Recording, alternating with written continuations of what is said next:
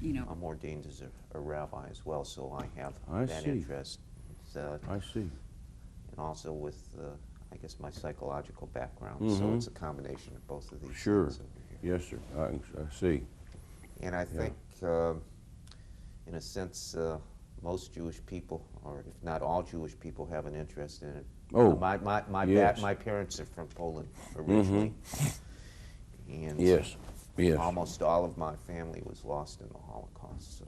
I certainly understand it. I'm going to I'll tell a story about it. All right, just tell us when to go. Are you ready? Okay. My name's Dr. Murray Berger. It's Monday morning, the 21st of October, 1991, and we're here on campus at SMU, Southern Methodist University in Dallas, Texas, for this interview this morning. This is Dr. Diane Plotkin, October 21st, 1991. I'm at SMU. I'm Zohn Milam. This is October the 21st, 1991, here on the campus of Southern Methodist University. My story begins really at a small place called Fleeden, just outside of Fulda. My friend and I, Joe P. Bablow, were on what we call a roadblock or a checkpoint. It was our job at this time to screen people, the DPs or displaced persons that were streaming from all directions at this point in time.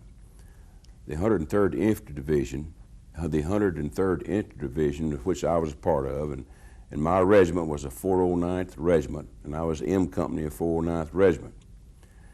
And we had been squeezed out of the lines there and were taking up some occupational duties, and we were on this small checkpoint when this fella comes up in an automobile, and we hadn't seen any civilian in any kind of automobile, and he gets out and he has a small child with him, a real diminutive type of individual. And my friend Joe Bablow's grandparents came from Poland. He speaks Polish, of course, and he and this fella engaged in conversation. And I learned that this man had escaped a concentration camp. And to the best of my memory, I remember that the number on his left forearm bore the letter A. Whether that was, I don't know what that significance that had. But he and the young child, 12-year-old with him, had the brand, the tattoo on the left forearm. And it so happened that this fellow's family and Joe Bablow's family were from the same village area in Poland. And he told Joe Bablow that most of his family had been wiped out and been hauled off to the death camps. Now, as a death camp as such, we hadn't experienced it. We knew they had concentration camps in Germany or in the occupied countries, but the death camp was something else. We figured they just used them for slave labor. And this was my first introduction to the death camp syndrome, so to speak. And as they talked on, the Polish man that was driving the German automobile says, I had to witness, he says, I had to witness my two daughters and my wife being burned alive in front of me. For some reason, they felt that I had some kind of information, or they maybe just wanted to torture me or to show off from the others. But he said, I saw my wife and my two daughters burned alive. They shoved them in the ovens on the iron stretchers, and they're saying that the last scene I had of my wife was her blonde hair going up in flames, screaming. He said, I was forced to watch this, and my young son here was the next to go on this situation, and I hid him in an irrigation ditch under a bridge, and I brought some potato peels for him. And he says, evidently the guards relaxed because of the proximity to the Russian army. I was able to get away.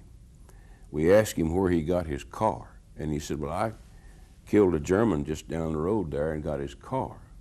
And we said, well, you know, why is this a vendetta? He says, yes. He says, I want to kill a German every day of my life that I live.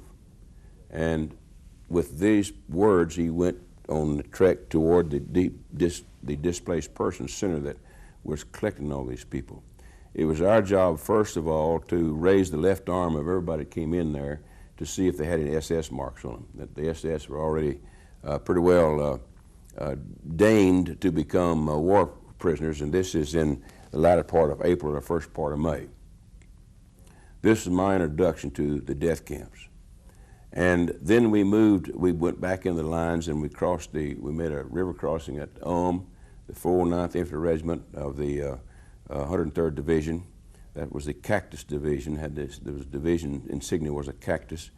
And we moved on south, and as we become deeper into Bavaria, nearly every small town had some sort of a slave labor setup.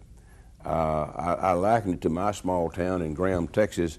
A town of 10 or 12,000 people or 8,000 people might have, imagine 1,000 slave laborers involved in some kind of output of war material.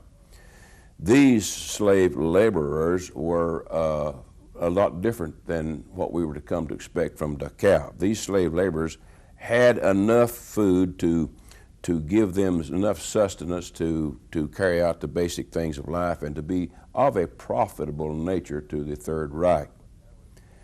As we moved on down toward Oberammergau, we hit a small sugarloaf-like mountain, and in this mountain was one of the Dolomite Alps was carved out a factory to produce Me-109 engines, that's the Messerschmitt, and then the Stuka dive bomber engines. And as we moved up with our tanks and our GIs or in trucks, we were on what we call a task force.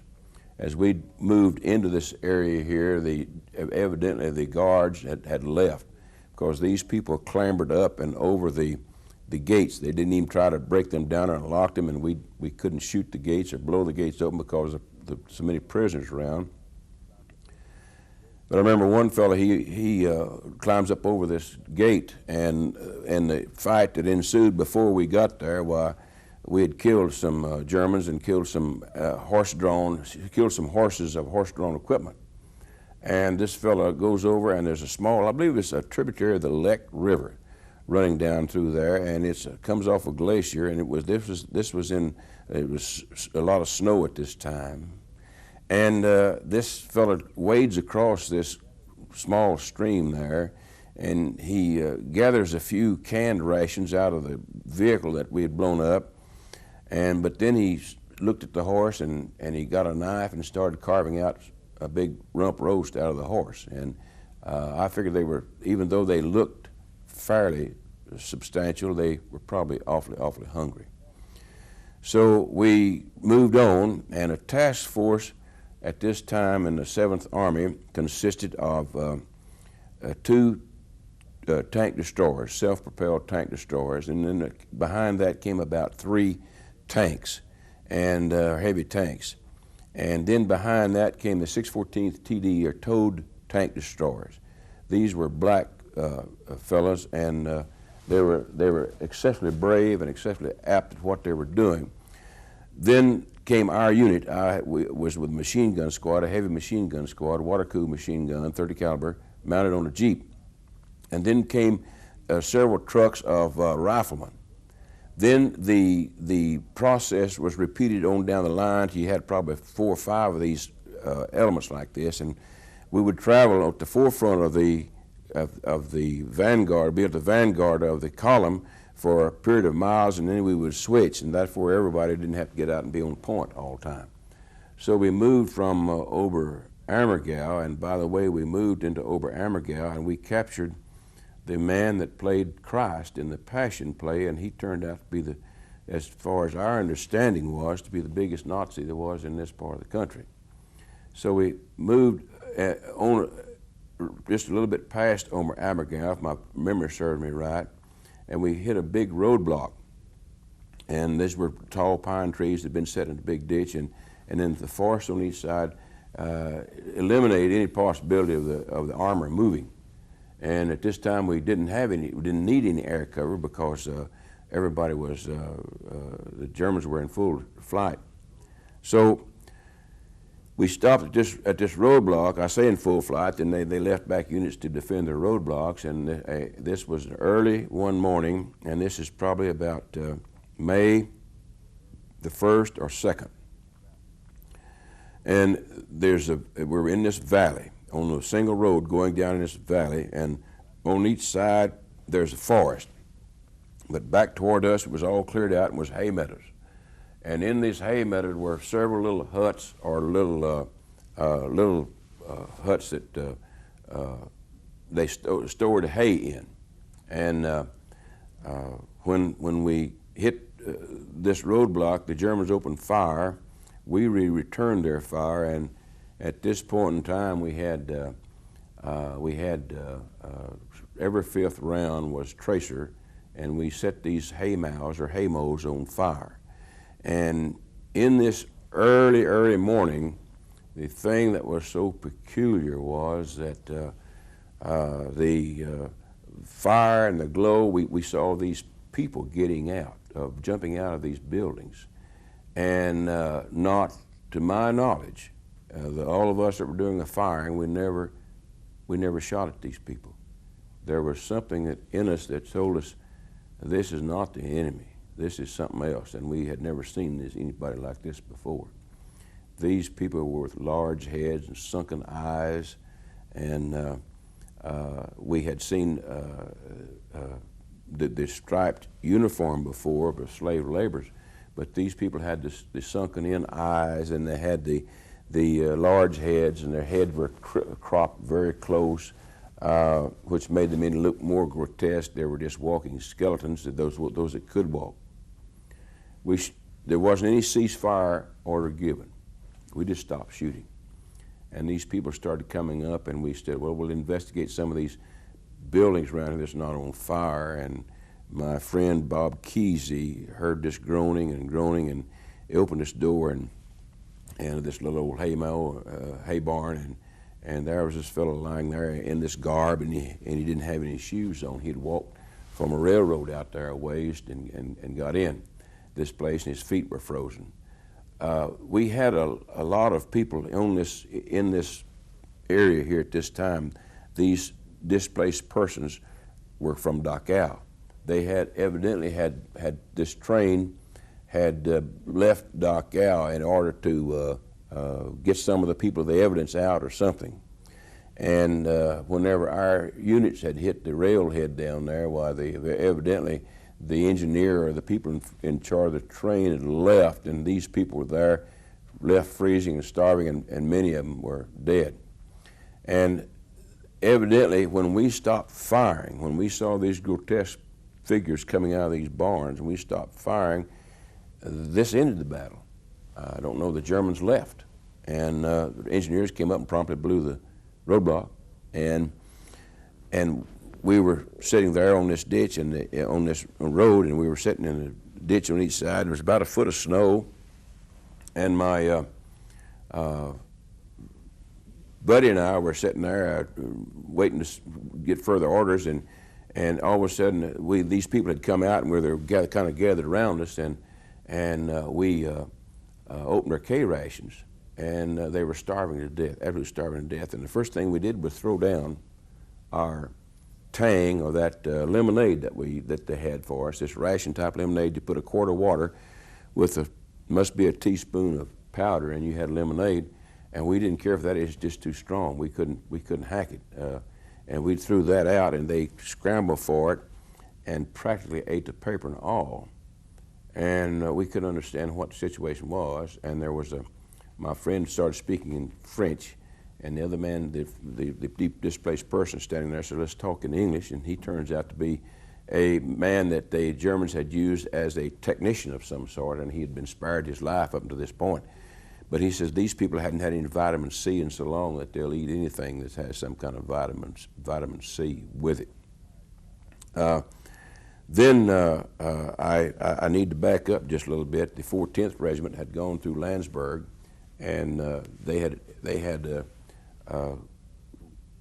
uncovered this type of death camp they had at Landsberg. Landsberg was sort of a situation where the huts were buried in the ground, or they had a berm up on the side of the hut with a continuing roof, about 5 feet inside. You couldn't hardly you couldn't stand up inside them. 14th Regiment had uncovered this particular death camp, and the thing about the Landsberg, as best I remember, was that it didn't have any type of death machine that I can remember. They just starved to death, and they worked them for so long. You see, my understanding of the whole thing is that the Holocaust victims, by the time these victims were brought in and their hair was used for mattresses, and they worked them a certain amount of time, and by the time they killed them or they died, and they knocked their gold of their teeth out, and by the time they made soap out of their remains and burned them, and by the time they used the ashes to fertilize fields, that it's my understanding that the typical victim netted the Third Reich $144. This is what he was actually worth. I've heard these statistics given, about $144.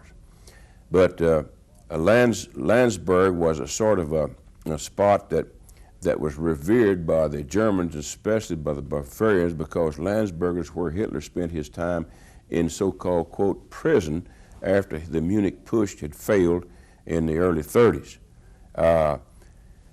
He had a room that was dedicated to him. There was one of his where he was put in prison. And Landsberg was kind of it was really a die-hard area on down to a town of Schongau. When we started to go across Schongau, we had to cross I believe it's the Lech River that's there, and they have a bridge there. Why, the retreating Germans had set the explosives, and the members of the 1st Battalion of my regiment came upon this situation, and they knew that the explosives were set on the bridge, but they had run off, or the people who set the explosives had left, and this lady from Schongau came out of a building there in town, and she knew where the detonator was and blew herself and the bridge up. And we're down in the die-hard area now, what we're talking about, and as far as Nazism. And these are some things that I bring up to show you. When you get down this area here, we were constantly on the outlook for what we call werewolves, and we thought that this was going to be we knew this would be the final battle of the war. We knew this would be the most horrendous battle, and of course it didn't turn out to be that way. But back to my story. These refugees from this Dachau train started streaming to the rear, and it's quite a comparison to see this take place. On our right, as we were moving south, on our right were German soldiers giving up, and on our left were the displaced persons streaming out of here in those pajamas. They were carrying one another, and the scene that when we left is that two young men were coming along, two Jewish young men coming along, and they're holding this Jewish elderly person. And this elderly person was talking to them, and he was saying no, he didn't want to go, and they were helping along. They set him down by our Jeep here, and of course, I was only one of the very few men in my unit was from the South. Everybody else from Detroit and the north up here, up in the northeastern area. And Yiddish and German and all of these languages sound alike to me. But anyway, they were easily, we had contact with a lot of these people in Yiddish or German. And the ones that spoke English, we spoke English.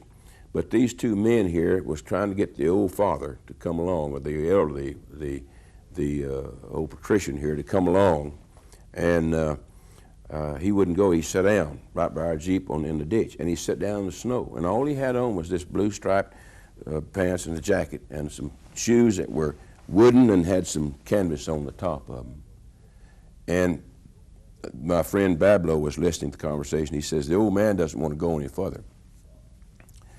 And he says the old man said he promised God that if he would let him see the American Army, that he would die and die satisfied. And the old man died there. and the two younger gentlemen went on down the road. And by this time we were highly incensed. I mean, it finally hit us what we were really fighting for, up against, the kind of people we were up against. We went on through Garmisch-Partenkirchen, went on down through Zerl, into the Inn Valley, into Innsbruck, Wurgel, and finally down about Schwaz, Austria. May 8th came along and the war ended. Now, my displaced person story and my story about the Holocaust really started, I guess, began there. I was very young and had only been in the Army about 6 or 7 months. I had about 100 days of combat, and then I had about 100 days of training. So consequently, everybody that was that young or that with that least experience, we were designated to go to Japan and fight in the Pacific. So they sent us back to a station to get all the men of this caliber and whatever they needed together to send them to Japan or to the South Pacific. And Dachau was the marshalling station for all this. We moved into Dachau into a 40 and 8. We caught a train from Austria and went to Dachau in a 40 and 8. And it was May, the latter part of May. There was a lot of sunshine. We had our shirts off and we were enjoying it. And we were a bunch of GIs in a 40 and 8, and we're traveling down there, and we rolled into the siding there at Dachau. And again, the second time in my life, I saw situations where the whole mood and the psychology of the whole situation changed immediately. We were a bunch of GIs laughing, joking. I imagine it was 2 or 3 bottles of whatever flowed freely down there and being passed around. And we were going back, and a lot of us were going to maybe go home. A lot of us were going to stay there, and a lot of us were heading for the Pacific, and we were going to go to this place and be put in different divisions. Would this be the last time we'd ever be together and things of this nature? We were having a pretty good time, but we dropped on the siding at Dachau, Arbeiten macht frei, on the gates there, and the levity ceased, the jocularity ceased, a somber and completely different situation came upon the scene, because we knew that we were in a different place, in a different habitat, in a different atmosphere than we ever knew, and I knew that I would never be in this situation again. I was going to see the ultimate right here. I had never heard the word Dachau before. I didn't know, except from the guys, well, there's from a prison camp over here. And the 3rd Division, I think, went through Dachau, and we got these people off the train, and I don't even recall whether I ever knew what the word Dachau was until we got there, and where this sign on the gate says, work makes liberty, or Arbeiten macht frei. And all of a sudden I saw a fellow standing by my side, and he says, in very broken and halting English, says, will you sell some cigarettes? And that you know, not being a smoker, I got my ration of cigarettes, and I always had some on me. And I said, yeah. I said, here, take a little small pack. I said, take this. And he was highly thankful, and he was in fairly good physical condition. He was neatly, I mean, his clothes were clean. He had on these old, the prison garb, of course, but they were very clean, and he had some kind of a cap on. And his head was just cropped very close, and he wasn't in the best shape of ever, but he wasn't like the people we'd seen. He said, would you like me to show you around? And I said, well, yes. All we were doing, they put us in the same billets that these people were in, put them in the same buildings. They'd torn out all these tiers of bunks that I had seen in pictures before, and all we did was sleep on the floor. They had gone to some extent to try to delouse these places, but these long shotgun buildings were just GIs on the floor, and we were waiting for them to cut orders for us to go to the different units that were going to go to different places in the world. And he says, would you like me? I said, yes. So I met him back at a certain time in a certain place, and the place I met him was at where the SS guards lived. And we had access to their quarters, the SS quarters, in that we ate there, and we were able to take showers in the SS quarters. And showers, a tile, ceiling, everything really nice, really great. So I met him at SS headquarters, and he says, first off, I want to show you the first crematorium that was ever built here. And he took me out there, and off out to one side was one single crematorium there. And I said, well, what was, and it had some remains in it. I said, what was, I said, this is not the main crematorium as I understand. He said, no, I'll take and show you those. So he said, this is where they cremated the prisoners of the Reich, that is their own people, the Germans that were saboteurs or turned against the Germans or something. This was the first one they had there at Dachau, and this is the one that they used to cremate their own, I guess, whatever. But he said, I'll show you the rest of it.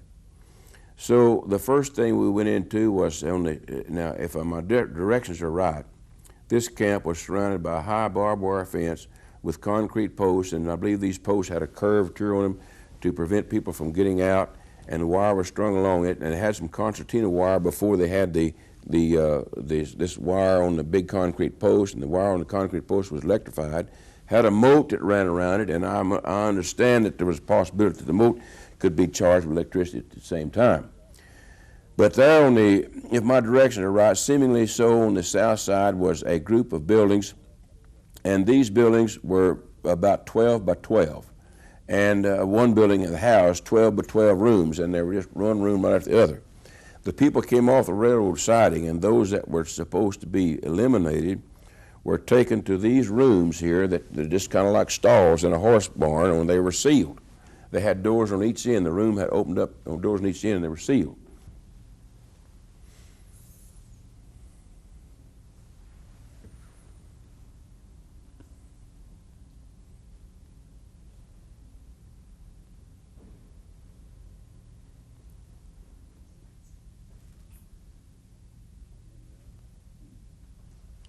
Can we begin now? Let's see, where was I? We were in Dachau.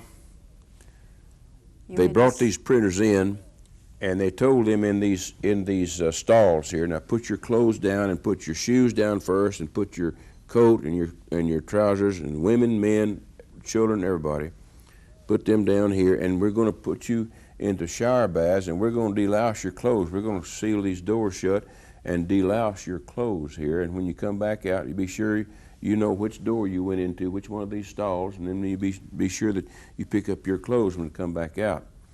In the meantime, they had shorn their heads and clipped their heads, and then they took them into this room that says shower baden, or shower baths up here. And of course, the nozzles of the room, as best I remember, were sort of recessed in the wall, and this looks kind of funny to be a shower bathroom to have the nozzles recessed up in the ceiling, as best I recall. But anyway, these luckless people were crowded and jammed into this room here, and then the Zyklon B pellets were dropped into acid, and they were gassed. They were brought out by the capos. Now the capos were those guards that were either Jewish or Romanian or something that they had there that elected to live, I guess, or whatever. And the capos pulled the bodies out, and in this gassing chamber, this gas chamber, this fellow told me that they always stacked up in pyramid style, or pyramid, because obviously the last one living was moving on up and getting on top of the pyramid. They pulled these people out to a waiting room for the use of it, some of the nomenclature. These people were pulled out there, and there they were, the teeth were knocked out that had gold in them, and then those people were put into the ovens. The corpses were put into the ovens in the next room. The next room housed, I believe it was 8 ovens, 4 ovens built back to back. They were fired with coke or coal. And when the bodies went into the ovens, they had some process that they could render some fat out of people. But it's my understanding that these people that came in were gassed. It took quite a bit to burn them because they were in pretty good shape. Now the people that starved to death or whatever out here or died on the job when they were gassed, why, they burned pretty readily. ashes fell down through a grate. And when these ashes fell down through a grate, the Nazis were very clever. They would take these ashes and make a fire clay or an ash cake out of them. This ash cake here has the number 9735 on it. The back is very plain, but the front of it has a number indented in it, and apparently this was prisoner number 9735.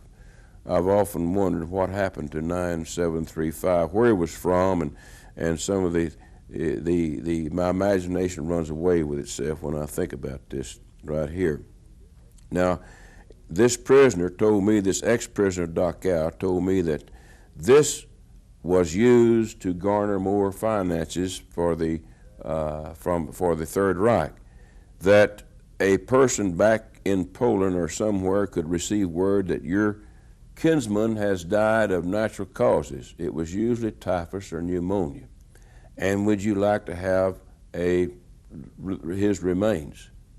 And for $25 or the equal amount of $25, you could receive your kinsman's remains.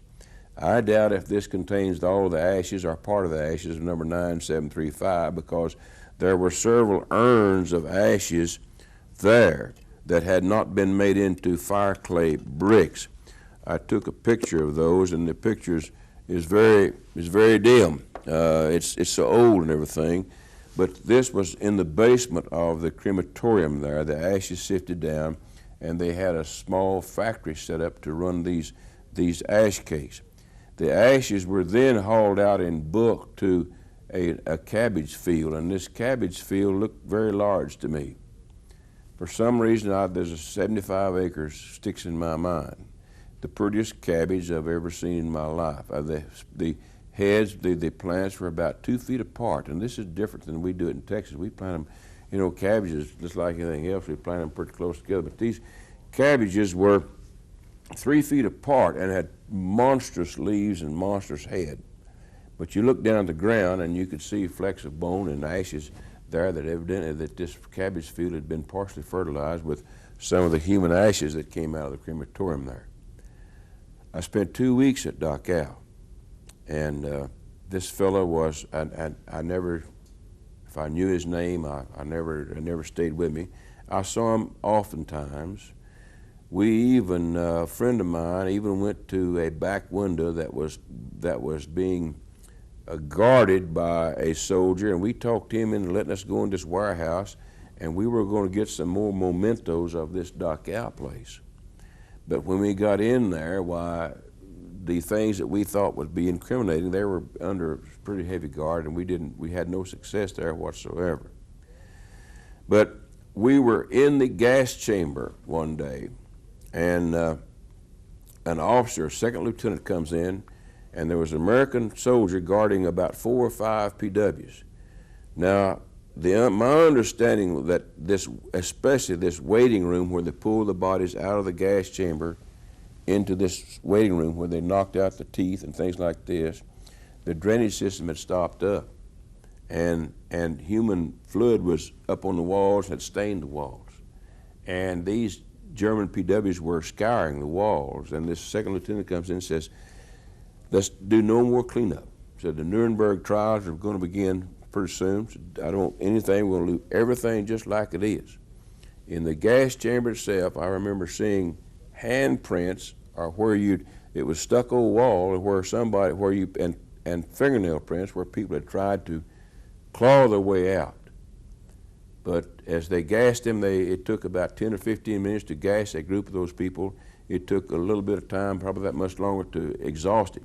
Now, I think I remember a very complicated looking and probably a very efficient looking exhaust system that was for this, because of course the Zyklon B gas had to be cleared very quickly so that the people get in there and process these corpses that were there. I stayed there 2 weeks. Our regimental headquarters was there at Dachau. The 409th Regiment had their headquarters at Dachau. We were moved to Moosburg, the 3rd Battalion, when Company M was part of 3rd Battalion. to Moosburg, and there we guarded a lot of the SS prisoners that were going to be put on trial at the Nuremberg trials. I don't know whether I guarded people that were, I was just a soldier at that time, a PFC, whether I had guarded a man that was going to be hanged or not, I don't know. I do have one or two other items here besides the ash cake. I have this kind of a scourge thing that, and it only has, this is horsehide strands, and they only have 2 or 3 of those left. And I have pictures here that I'm sure the Holocaust has a lot of these pictures, and the Holocaust Museum has a lot of them. And I took the pictures of the camp here. I did not take this picture of the dead bodies there. This guard that I saw, this fellow that helped me, my guide, so to speak, had some of these made. I have several negatives of a lot of these, and the way that the camp was put together. This, of course, here's the 103rd 409th Infantry Regiment, this book that tells about our journeys through the southern Germany and Bavaria.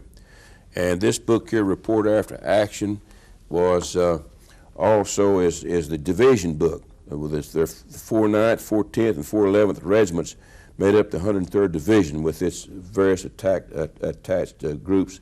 And we have a very graphic picture in here of the Landsberg. Now this right here is a flag that I took at Ludwigshafen, and I just used the Nazi symbol there to put my platoon's members in, and I just took an indelible pencil with a little bit of water, and I have the 1st squad, 2nd squad, 3rd squad, and 4th squad with our other people there in this. And then this, along with the ash cake, are some of my most treasured mementos.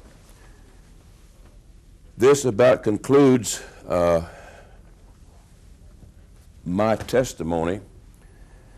The one thing that I do want to get across is my understanding is that Dachau has been downplayed as a place where they gassed the victims.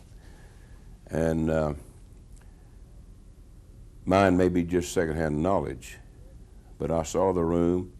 The gassing room had been used as best I could tell, and my friend or my guide said it had been used.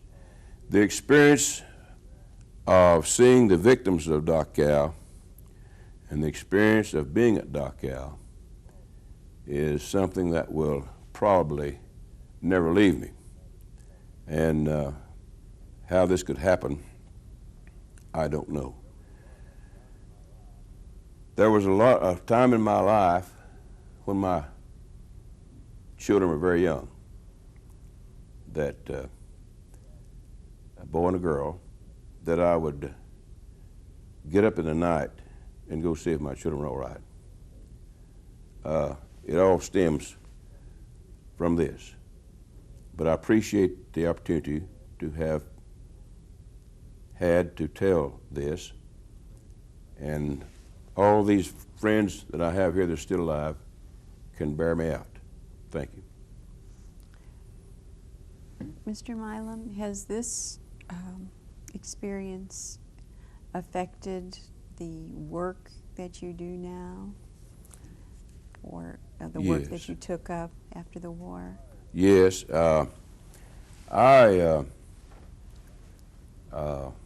Coming from a background I come from, which is? Southern Texas. I was telling Dr. Berger here that my uncle was a hero in Texas Revolution, you know, great uncle, and all this kind of stuff. And I've always been one to be definite, and this is the way it's going to be, and to heck with anybody else's feelings and things of this nature. But and I'm a student of the old Bible. Now, I belong to the Church of Christ, and I'm a Christian, but I'm a student of the old Bible. And this all is very meaningful to me, the way that these people have been persecuted, and it's had a different change in my life, totally different change. I like to think I'm a lot more tolerant, and as a teacher, and as a principal.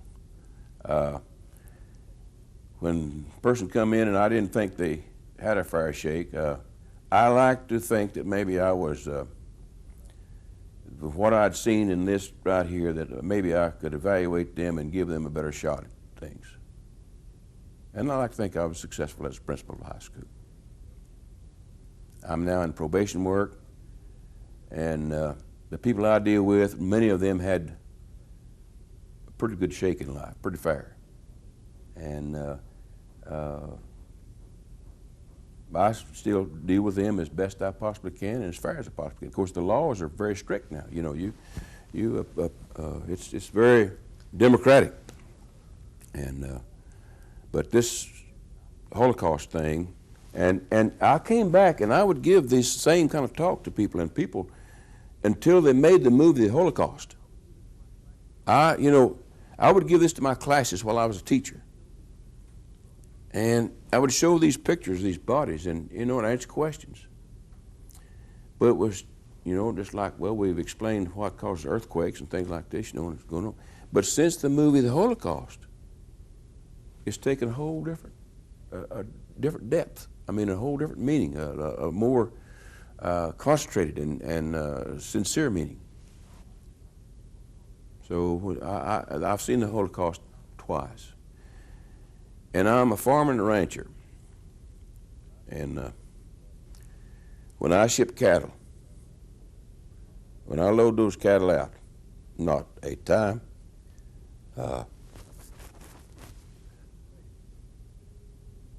fails, they don't go back to this.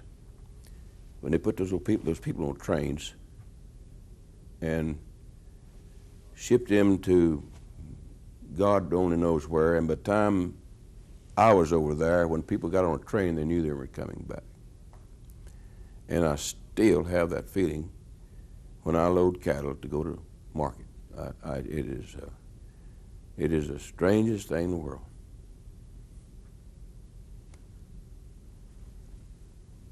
What would you say to the revisionists? Oh, the revisionists, that's the people that, a lot of them say it never happened and things like this. Wow, they're all liars, they're crazy. When you see a pile of bones and a skull in an oven, and you can't reject eyewitnesses.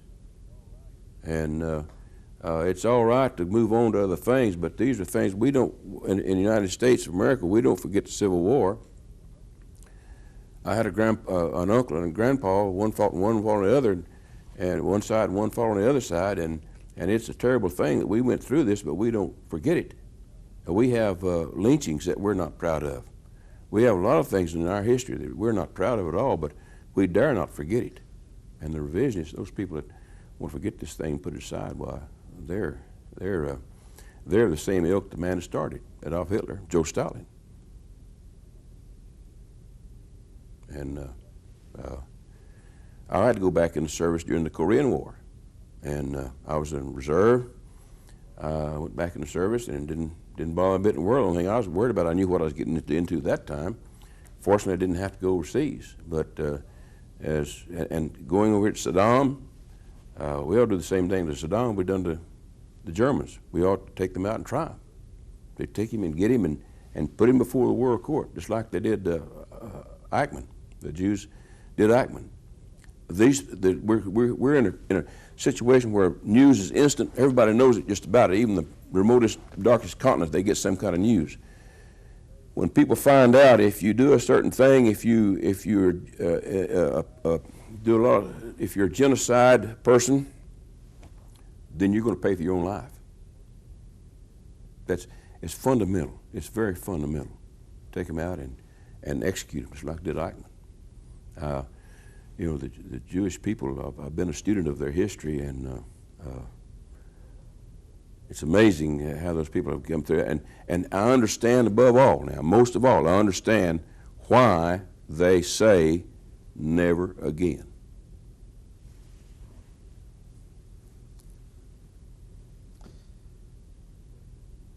With your children and your grandchildren, I guess if what would you want them to learn from your experience?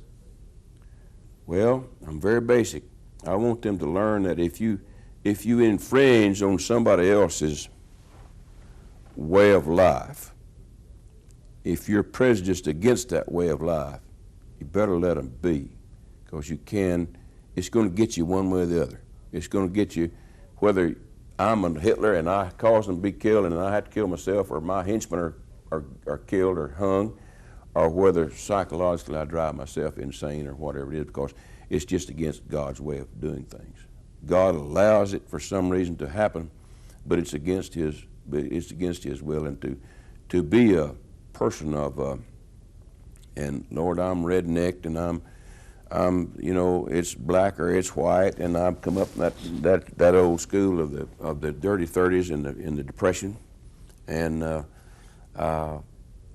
this white man had better not fool that black woman, this black woman better fool the white man, and you better not marry out of your race and things like this. Well, I still would like to keep my grandchildren to within their own way, but I don't want them to do anything about anybody else.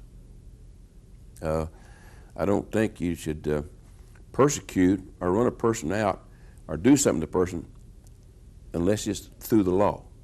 And I have felons that are there's 20 people around my area that if you could do away with them, they'd just be a lot better area. But you can't do that, and it's not right to do that. But above all, God Almighty is going to take care of a lot of this in His own fashion.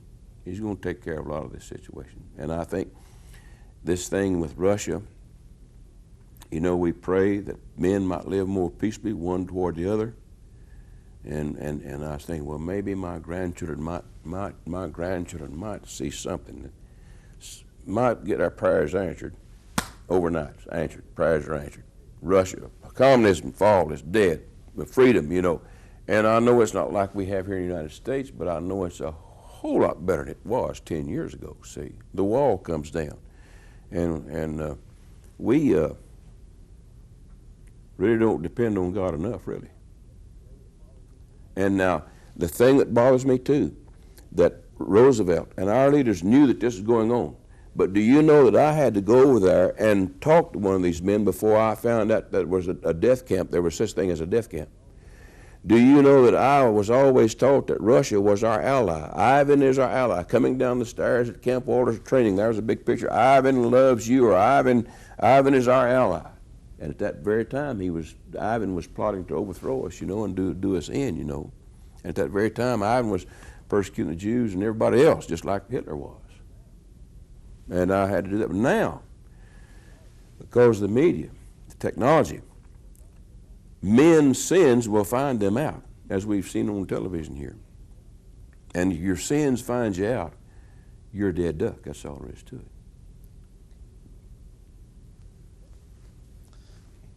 Okay? Thank you. You bet.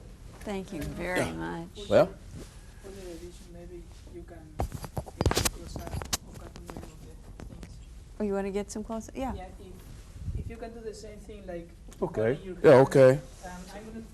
You want to Please don't focus in? Yes. Do you want him to stand up or Yes, sit no, down? just sit down, please. I'm gonna talk. Just maybe. Okay, do you want someone to hand that to him? You might want to hand Yes, it. I'm gonna read it. Well, we want to stay out of the picture. So. Yeah, this is the ash cake here. And I don't know. I don't think the Holocaust Museum has one. And I'm surprised. I don't know why this is. And to my knowledge, I was the only one in my group that ever picked up one. I've never seen one. But Mike has seen some. Mike Jacobs. Okay? I can. Yeah, we'll just set it back there. Yeah. That's fine. Okay? Right. And made it. Okay. This is the type of whip that most of the capos used. The SS Guard had the Schmeiser at sling arms all the time that you've seen so many in the movies, and the Schmeiser was very inventive type of a weapon. The Schmeiser machine gun fired, I think, about 1,500 rounds per minute. The fastest one we had was about 600 rounds per minute. But another thing that I remember at Dachau were the guard dogs that they had. And these dogs were set up on the people at different times, and the inmates at Dachau had air raid shelters. They were about this deep, and they were covered with boards with dirt on top. And it was a great pastime for the guards to put the inmates in the air raid shelters and set the dogs in there with them. And some of these dogs weighed 150 pounds, big German Shepherd dogs. This particular whip here was used to hit people in the face and head and neck and shoulders. Here are some pictures here at of the camp, and they were these here are of Dachau. This is of another group of prisoners that's at another camp nearby. These are German prisoners here. This is just a pile of picture of a pile of bodies that didn't get I titled them in my little paper the uncremated. So that's the situation there. I have about 3 or 4 typewritten pages that I wrote a letter to my sister, and I just entitled this Camp Dachau, Germany. And I typed it on an old army typewriter, and of course I couldn't type very good, but then I had these laminated, and these were my impressions in 1945. Do you want to read them? Well, I'll be glad to read it if you want to. No. We have 4 minutes. 4 minutes? Why don't you sit down? All right, the concentration camp at Dachau was and still is a large spacious place covering many acres. As you enter the camp, you pass by many administration buildings, the railroad station, theater. Oh yes, there is a theater at Dachau, but it was used exclusively by the jailers and not the jailed. Dachau was used before the war as a camp for German political prisoners by the Nazi Party. This was continued throughout the war, with captured military personnel being added. It was always operated by the German SS troops. It was here that 53,000 were executed during the war period. Prisoners, yes, prisoners because they believed in decency or merely because they did not think as the Nazis thought, or because they bore arms against Germany and were unfortunate enough to be captured. For these latter, there was no Geneva Convention to protect them against injustices. Prisoners, yes, but people, human beings, who had homes, who were loved and were loved, who had families, fathers and mothers, wives and children who loved life, even as you and I. They were not criminals or murderers, but they did not agree with the Nazi ideology. That was enough. 53,000 of them were killed, slaughtered here. No one knows the number that lived through Dachau. Somehow, I don't believe there were many. It is not my purpose, however, to horrify you with the infamy of Dachau. My wish is to write simply and coldly the things I saw there and to tell you the things that were told me by our guide. We finally met our guide, who, by the way, knew Dachau very well. He should have, for he spent 4 years there as a prisoner of war of the Germans. His head was shaven, his face expressive, scarred, ascetic. He rarely smiled, and his eyes had deep, sorrowful look. He spoke English very slowly and softly with considerable effort. After making some particular shocking exposure, he had a habit of lowering his face, closing his eyes, and as though to rid his mind of the thoughts. His nationality was undoubtedly that of Eastern Europe. His clothes were better than those of the average liberated prisoner. He wore the thin cotton trousers and coat, dark blue in color, patched but clean and well pressed. He was hatless, but his shoes were good. We passed by some American soldiers on guard duty at the entrance of the prison grounds and came upon a huge level field about the size of 10 football fields put together.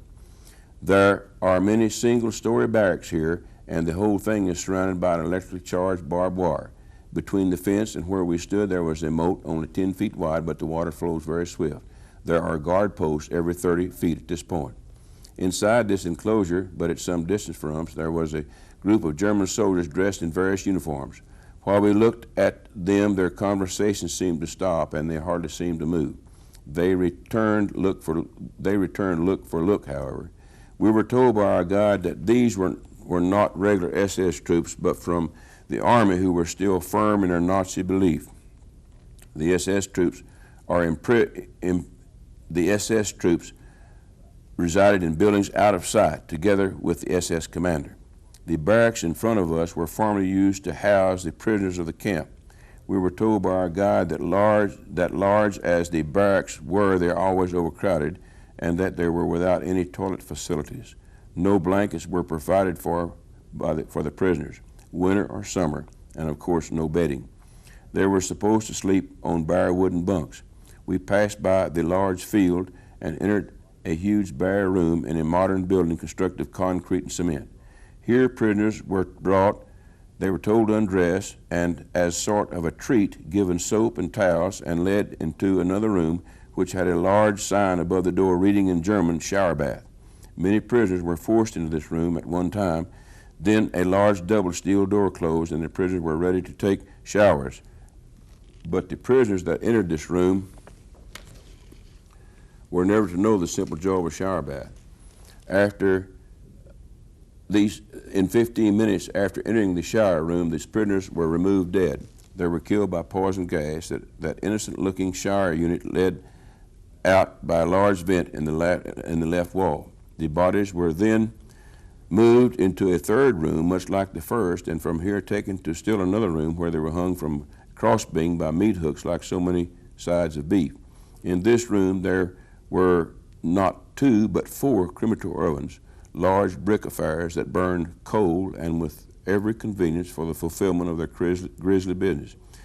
The bodies were lowered onto a sort of steel litter, which was easily pushed into the oven by means of rollers.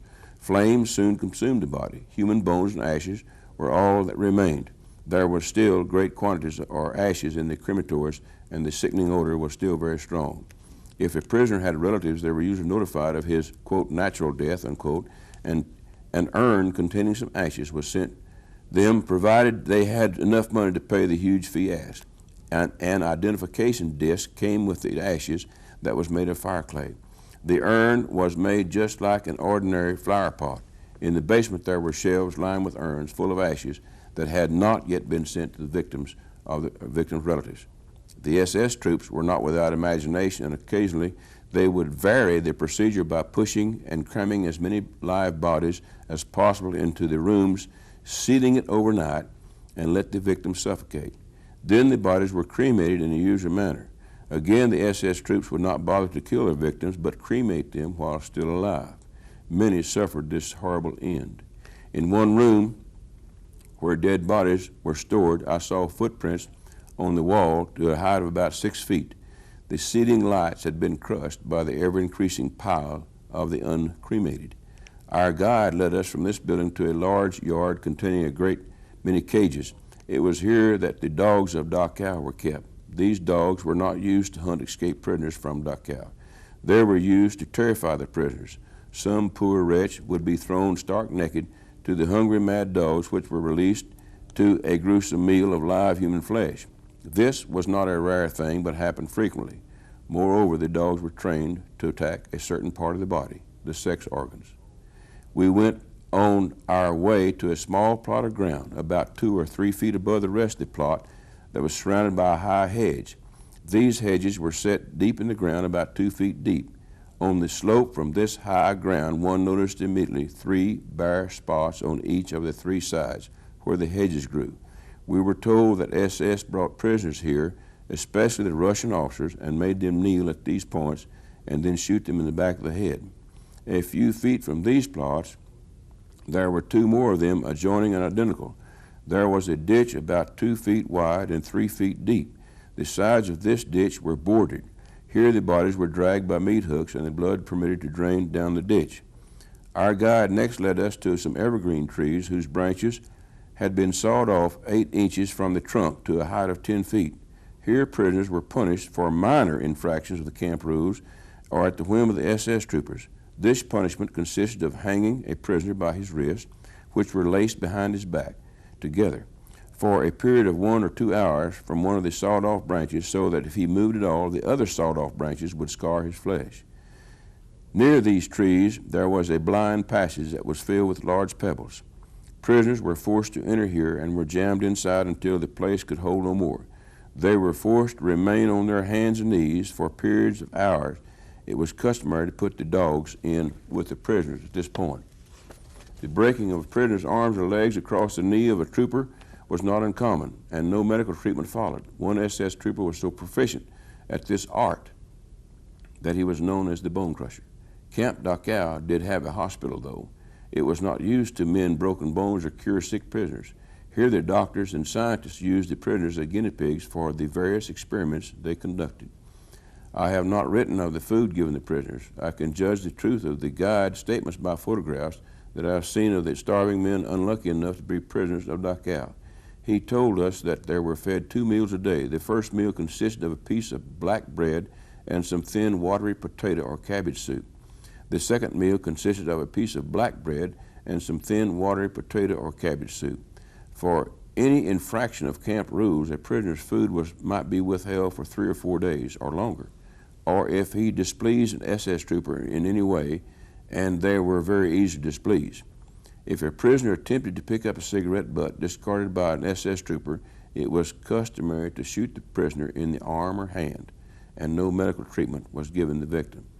It was customary, we were told, for the SS to call out the prisoners at any hour of the day or night, particularly in the wintertime or when the weather was bad, make them strip and then conduct physical exercise. These exercises were very vigorous, especially for men in semi-starving condition. But if one prisoner failed to keep up with the count of the guard, the whole group would be punished. The prisoners might be kept at these exercises for a great length of time. After the exercises were completed, the prisoners were forced to parade around the ground still naked and sing at the top of their voices. Another favorite sport of the SS was to cover the prisoner with a blanket and make other prisoners beat him with hand billies. If they did not beat their fellow prisoner hard enough to suit the guard, they in turn were beaten. I have written as though all the prisoners at Dachau were men. They were not. Many were women. They were subject to the same treatment as the men, plus many other indignities. And yes, I must include, it was one of the favorite methods for executing a woman was to insert a hot iron bar into her body.